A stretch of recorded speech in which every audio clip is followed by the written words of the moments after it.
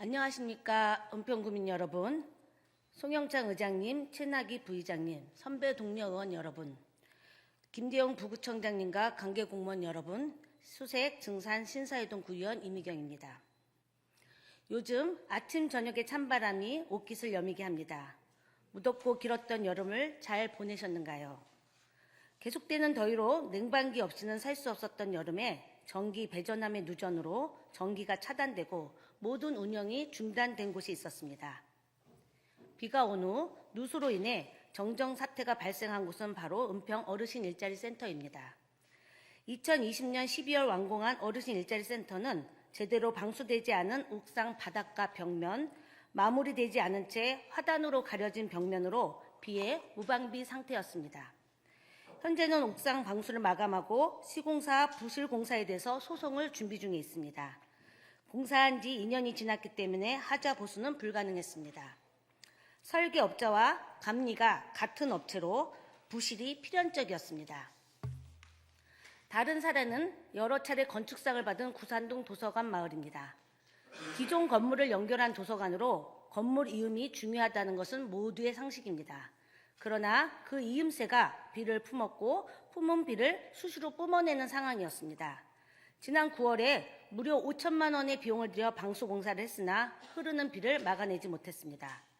결국 건축가의 전문적인 지원으로 누수의 원인을 발견하고 내년 예산을 다시 책정해야 했습니다. 처음부터 건축가의 전문적인 지원이 있어야 했다는 아쉬움이 남습니다. 또 다른 사례는 대조동에 있는 꿈나무 어린이 도서관입니다.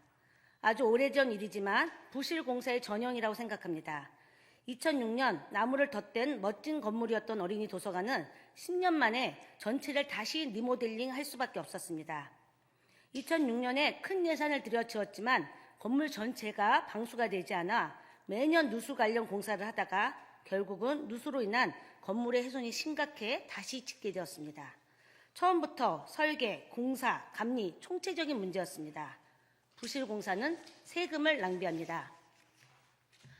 어찌 이 사례만 있겠습니까? 부서별 공공건물 하자 점검 자료를 받아보니 건물 노후에 따른 하자 보수보다 건립과정, 누수의 문제가 더 많았습니다. 왜 이렇게 공공건물에 비가 셀까요?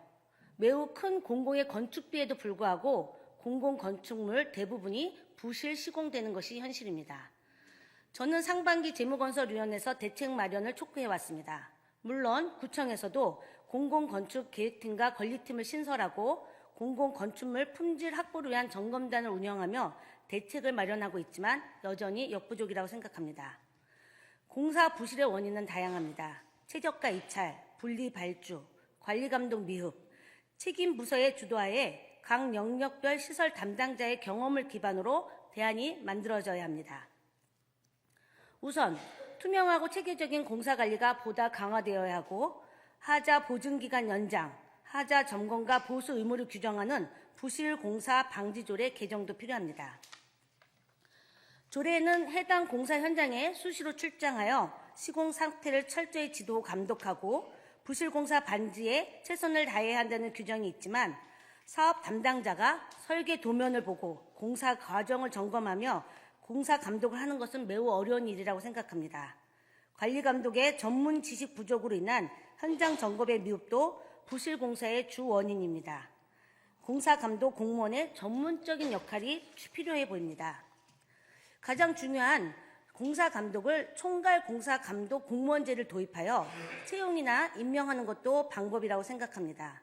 뿐만 아니라 시공사, 감리사 등에 대한 정기 교육도 의무화되어야 합니다. 2025년 조직 개편에서 보면 문화시설관리부서를 별도 조직으로 분리한 것처럼 시설관리부서를 특화하거나 장애인 복지시설이나 구립 어린이집 관리처럼 전문 업체에 위탁하는 것도 고민해봐야 할 것이라고 생각합니다. 부실 공사는 주민들의 생명을 위협하는 일이며 생명을 낭비하는 일입니다. 사고 후 신속한 대응보다는 예방이 가장 중요한 안전입니다. 건물의 설계와 공사, 설립, 운영에 보다 전문적인 관리 대안을 마련해야 함을 다시 한번 강조하면서 5분 발언을 마치도록 하겠습니다. 경청해 주셔서 감사합니다.